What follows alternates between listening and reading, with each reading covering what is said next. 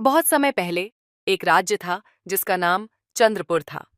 इस राज्य का राजा विक्रम अपनी क्रूरता और स्वार्थी स्वभाव के लिए जाना जाता था।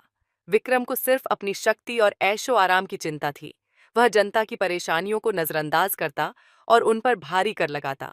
विक्रम ने अपने राज्य के सभी किसानों पर इतना अधिक कर लगा दिया कि वे मुश्किल से अपना पेट भर पाते। जो किसान कर नहीं चुका पाते, उन्हें कैद कर लिया जाता। राजा के सैनिक गांवों में जाते और जनता की मेहनत की कमाई जबरदस्ती छीन लाते। राजा ने हर गांव में अपनी मूर्तियां लगवाने का आदेश दिया और कहा कि लोग उसे भगवान की तरह पूजें। राजा की क्रूरता से राज्य के लोग बेहद परेशान हो गए।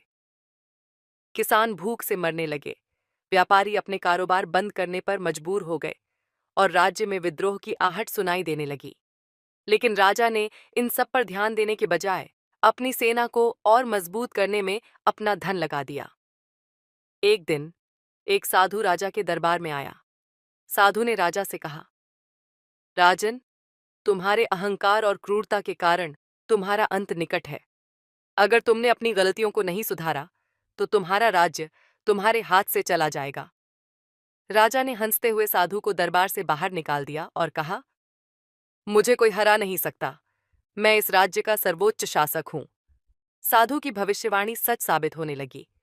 राज्य की जनता ने मिलकर राजा के खिलाफ विद्रोह कर दिया। किसानों, व्यापारियों और सैनिकों ने राजा की सेना का सामना किया।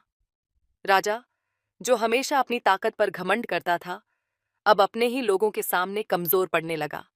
राजा विक्रम ने अपनी सेना को विद्रोह करने का आदेश दिया, लेकिन उसकी सेना ने भी उसका साथ छोड़ दिया।